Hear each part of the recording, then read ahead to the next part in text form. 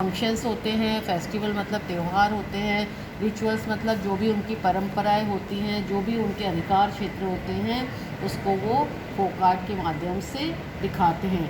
Express cyclic changes.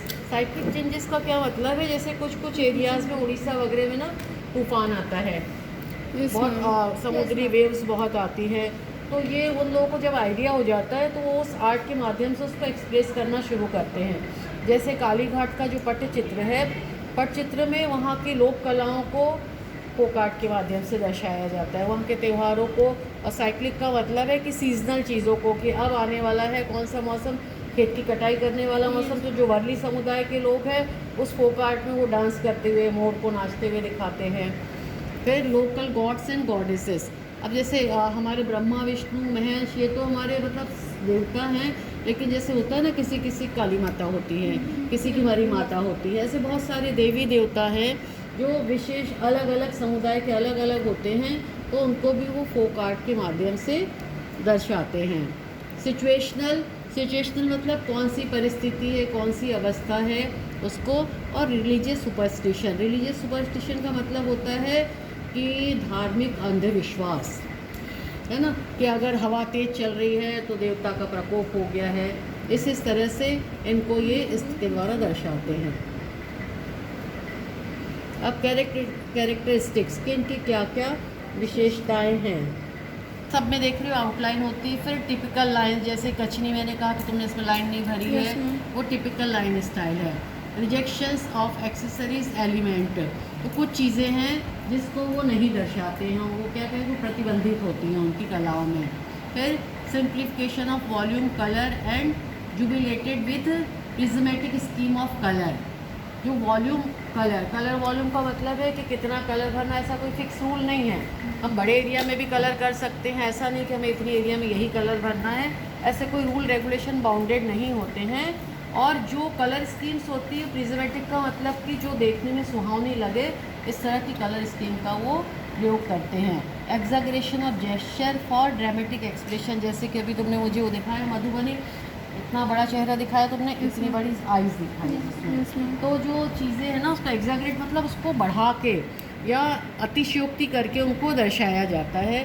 तो जैसे मधुबनी का एग्जांपल दिखा सकते हो इसमें कि फेस बहुत बड़ा होता है, आइज़ फिश शेप की बड़ी बड़ी आइज़ होती है, और हाँ, तो इससे उनके जेस्चर मतलब कि उनके एक्सप्रेशन का मतलब है उनके भाव को और उनके गरिमा को, भंगिमा को हम उससे जान सकते हैं। Stylization of motifs for decoration, जो मोटिव्स है, सपोज करो तुमने साड़ी बनाई है उसकी, तो उसमें डेकोरेशन लाइंस के द्वारा करोगी, इसको स्टाइलाइजेशन होता है कि अलग अलग स्टाइल है।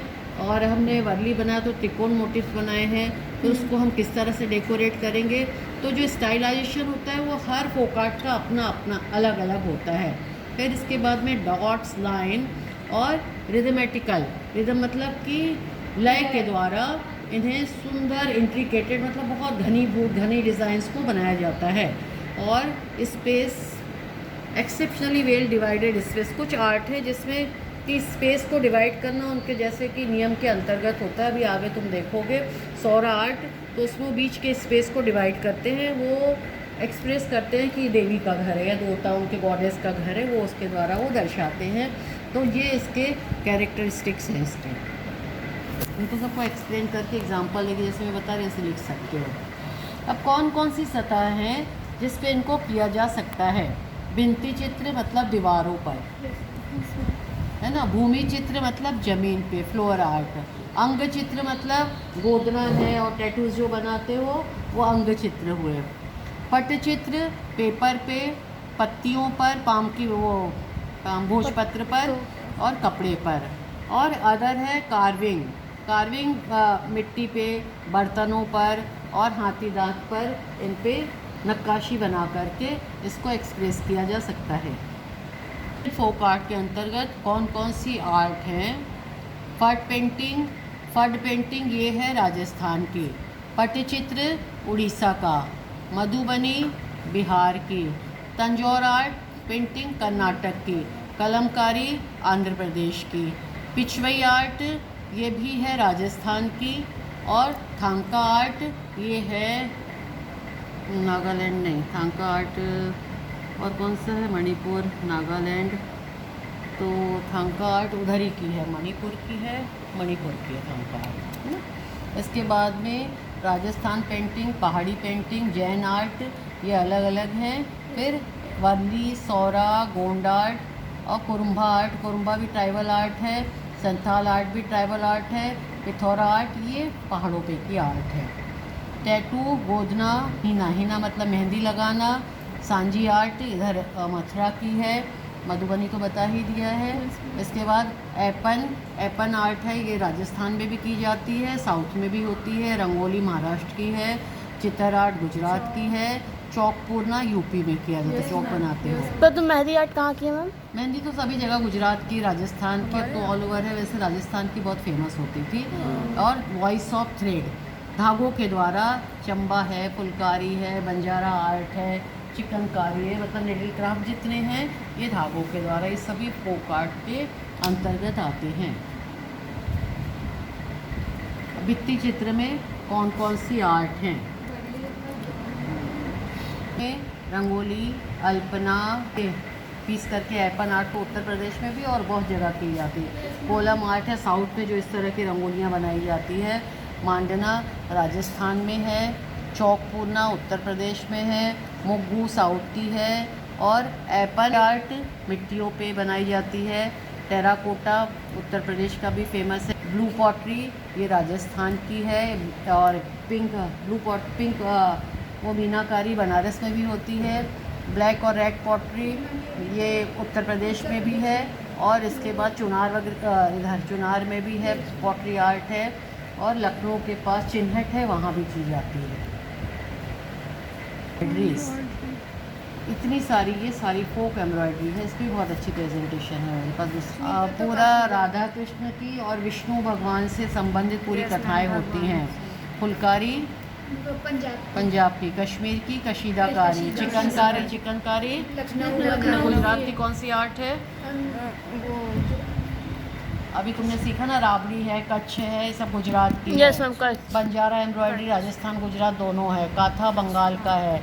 सुजनी बिहार की है। टोडा एम्ब्रॉयडरी ये पहाड़ों पे की है। गोटा पट्टी राजस्थान का बहुत फेमस है। जरदोजी बनारस का है।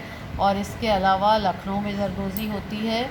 इसके बाद में मणिपुरी एम्ब्रॉयडरी तो मणिपुर की है। और कामदानी और फर्री वर्क ये कई जगह होता है, जहाँ जहाँ मुस्लिम कल्चर थे वहाँ कामदानी होता है। पिपली कहाँ की पता है? पिपली पिपली उड़ीसा की है। उड़ीसा में पिपली एक गांव है पूरा, वहाँ पूरी पिपली क्राफ्ट होती है, पैचवर्क की तरह होती है। और कसूती कर्नाटका की है। फोक आर्ट पेंटिंग, अभी ये तो हम लोग पढ़ चुके हैं, लेकिन इसमें फोक आर्ट पेंटिंग में जनरली जो कहानियाँ ली जाती, रामायण, महाभारत, पुराण और बहुत सारे हमारे जो धर्म ग्रंथ हैं उनको उसमें दर्शाया जाता है। इसके अलावा विलेज लाइफ, सामाजिक रीति रिवाज। मधुबनी पेंटिंग बिहार की है। इसकी क्या विशेषता है? इनमें आइज़, बहुत बड़ी बड़ी आँखों को दिखाया जाता है। इसका मुख्य कैरेक्टर है large soundful eyes and colourful environment, और बहुत ब्राइट कलर्स को, स्टोरी को दिखाया जाता है। और माइथोलॉजिकल मतलब पौराणिक कथाओं को इसके माध्यम से दिखाया जाता है। मिथिला किसका घर था हमारी कथाओं में? मिथिला की कौन थी? मिथिला कुमारी किसी सीता जी का विवाह हुआ था, उससे भी प्राचीन वहाँ की आर्ट है, इसलिए इसको मिथिला आर्ट भी कहा जाता है। और सीता जी को मिथिला कुमारी कहा जाता है। तो ये बहुत पुरानी आर्ट है। कहा जाता है कि राजा जनक ने पूरे सीता के विवाह में पूरा जो जनकपुर है उसमें पूरी जो कहानियाँ हैं वो मधुबनी पेंटिंग से डिपिक्ट करवाई थी बनी। देख रहे हो इसमें ये जो डबल स्टाइल है ये कच्छनी स्टाइल है। तो जब तक मधुबनी की ये विशेषता है, तुम कहीं भी मधुबनी देखोगे ये डबल लाइंस का इम्पैक्ट उस पर होना जरूरी है। मधुबनी में डबल लाइन और उसी में कच्छनी की जाती है। इसमें भी तुम देख रहे हो, अगर यहाँ डबल लाइन ऐसे नहीं दी गई है तो लेकिन अंदर पूरी कच्छनी की गई है, तो इसको देखते ही समझ में आ जाता है कि मधुबनी का है। और इसकी जो वॉल, जो चारों तरफ की बाउंड्री है उसको जनरली भर के बना दिया जाता है, और उसके बीच में बिना बाउंड्री के मधुबनी बनती नहीं है।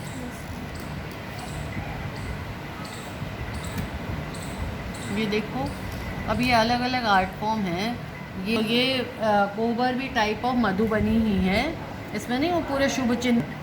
गोंड आर्ट में अब मोटिव्स देखोगे, इसके जो आर्ट फॉर्म है वो डिफरेंट होते हैं गोंड आर्ट से, है ना। ये वॉल पे बना रही है, रूरल ट्राइबल वीमेन है, ये उसको बना रही है। इंडिया में मतलब मध्य प्रदेश में गोंड आर्ट ट्राइबल कम्युनिटी के लोग बनाते हैं और इसमें नेचर, सोशल कस्टम्स इनको दर्शाया जाता है।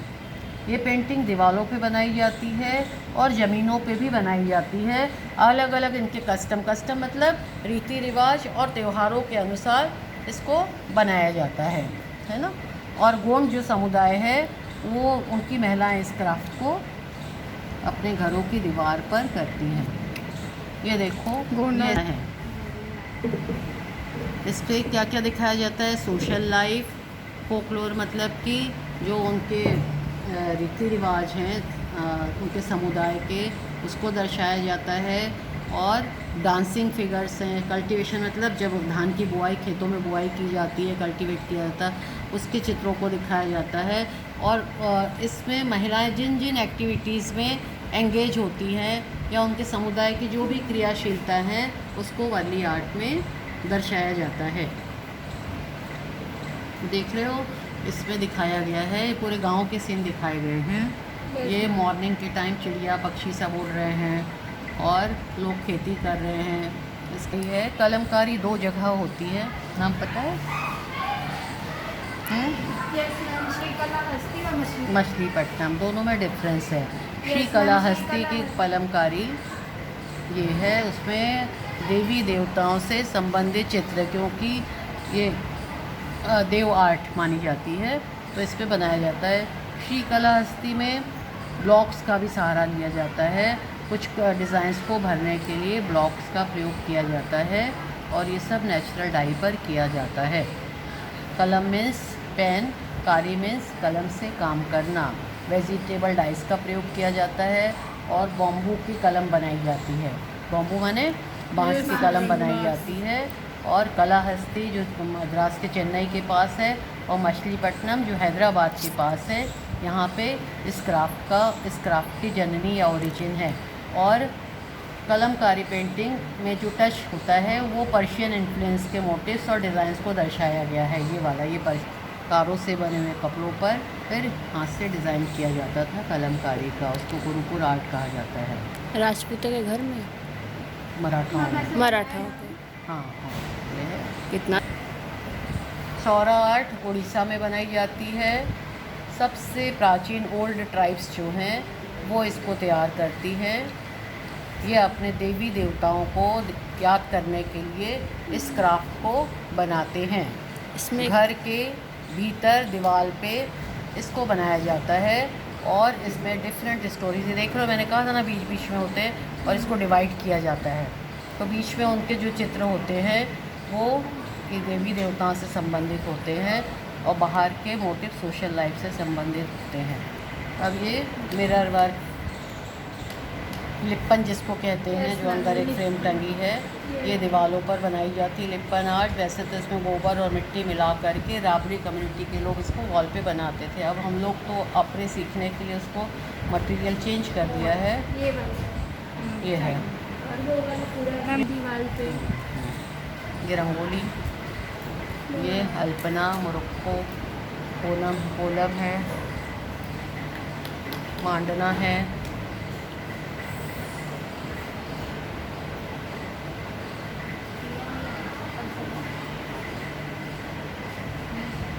पट, उसके बाद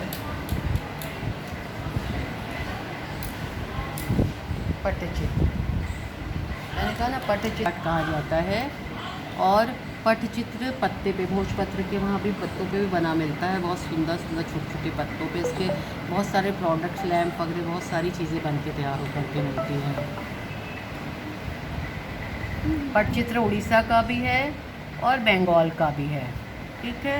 इनको बनाने के लिए नेचुरल डाइस का यूज़ किया जाता है। हाँ, ये फुल आर्ट का है जो ऊपर चला गया है, वही फ्लोर आर्ट जो ऊपर चला गया था, अब इसके बाद दूसरा चला। दोनों में डिफरेंस है, दोनों के स्टाइल में अंतर है। ये जो बंगाल का पत्थर जैसे पुराने जमाने के वो राजाओं की गिरजावली गाते थे, पटचित्र का यही एजुकेशन से संबंधित चीज़ है, या कुछ भी बताना मॉडर्न वे में, इसको इसके द्वारा दर्शाया जाता है।